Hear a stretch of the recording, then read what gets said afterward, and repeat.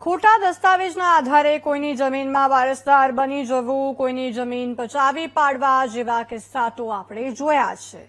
પરંતુ આજે એક ગામની વાત કરવી છે, જે આખા ગામને બારોબાર વેચી મારવામાં આવ્યું છે અને કોઈને ભનક પણ ન લાગ્યો. ત્યારે કેવી રીતે આખું ગામ વેચાઈ ગયું અને કોણે ગામને ખરીદી લીધું, આવો જોઈએ આ રિપોર્ટમાં.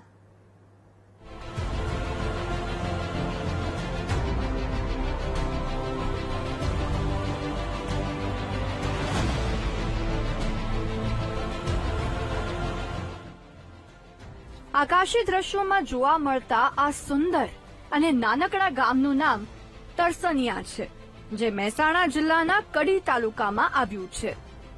પરંતુ તમને એ જાણીને ઝાટકો લાગશે કે આ આખું ગામ વેચાઈ ગયું અને સરકાર ઊંઘતી રહી, જેથી ગામ લોકો ચિંતામાં મુકાયા છે. જ્યાંથી અમે 150-200 વર્ષથી ભોગવટો કરીએ છીએ, છતાં પણ અમે આ 333માં સર્વે નંબર છે અને આજે સ્કૂલ, ઓગણવાડી, મહાદેવ અને આ 5 વાગ્યાનો 5 વીઘાનો દસ્તાવેજ કરી દીધેલો છે. શું માગણી તમારી? અમારી માગણી છે જલ્દી અમને ન્યાય મળે એ પ્રયત્ન કરીએ છીએ. 100 વર્ષ પહેલા વસ્યું હતું તરસનિયા પરા. વડાવી ગામના રેવન્યુ સર્વે નંબર 333 પર છે ગામ. 1976માં તરસનિયાની જમીન શ્રી સરકાર થઈ, પરંતુ શ્રી સરકારના હુકમની નોંધ ન થઈ. બસ આ વાતનો જમીનના મૂળ માલિકે ફાયદો ઉઠાવ્યો અને જમીન ફરી પોતાના નામે કરી આખા તરસનિયા પરાને જ વેચી માર્યું. સરકારી તંત્રની ગંભીર બેદરકારીથી તરસનિયાની જમીન શ્રી સરકાર ન થઈ અને આખો ખેલ શરૂ થયો, જેમાં પહેલા જમીનના મૂળ માલિક સૂર્યકાંત પટેલે દસ્તાવેજ તૈયાર કર્યા. પછી જમીનનો 48.84 લાખમાં સોદો નક્કી કર્યો. ત્યાર પછી જમીન કડી સબ રજિસ્ટ્રાર કચેરીમાં બિલ્ડર મિલન પટેલના નામે કરી. આમ આખી જમીનનો સોદો થઈ ગયો. ગામ લોકો અંધારામાં રહ્યા અને તંત્ર પણ અજાણ રહ્યું. એવું લાગી રહ્યું છે કે અધિકારીઓ અને બિલ્ડરની મિલી ભગતથી આખા ગામનો સોદો થઈ ગયો. મણીલાલનું ફેમિલી છે, મણીલાલ આ એ લોકોએ એમના પરિવારે કોઈને વેચી માર્યું છે. વર્ષો જૂનો આરે અહીંયા વસવાટ છે. સાથે સાથે પ્રાથમિક શાળા પણ આ નંબરમાં આવેલી છે. મારી ધારણા મુજબ 1982 થી અહીંયા સ્કૂલ બનાવેલી છે. મહાદેવનું મંદિર પણ 150 વર્ષ પુરાનું છે, જૂનું છે અને એ પણ આ નંબરમાં આવે છે.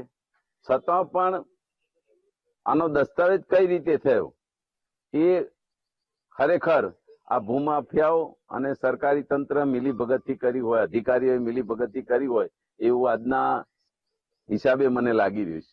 મારી વિનંતી છે કે આના અનુસંધાને સરકાર કડક પગલાં લે. 65 વર્ષથી મારા ગામનું વાપરું તો હું જોઉં છું, એના પહેલાનો વસવાટ છે તો લગભગ 150 વર્ષ જૂનું છે અને એમાં કોઈ દાવો કરે અને એનો દસ્તાવેજ થઈ જાય એ ખરેખર બહુ શરમજનક બાબત છે. આપણા માટે, બધાના માટે શરમજનક બાબત છે. બીજી વાત એ છે કે 1977માં આ જગ્યા શ્રી સરકાર હતી, તો એ શ્રી સરકાર જગ્યા હતી તો એને કઈ રીતે આ લોકોએ એને પોતાના નામે લાયા વગર સીધો દસ્તાવેજ બીજાના નામે કરી આપે છે. લેનાર પાર્ટીએ પણ સમજવું જોઈએ કે અહીંની અંદર મંદિર છે, સ્કૂલ છે, ગામનો વસવાટ છે. અહીં સવાલ 100 વર્ષથી વસેલા લોકોનો છે. તરસનિયા પરામાં 700 આસપાસ લોકો વસે છે. આસપાસ તેમની જમીનો આવેલી છે.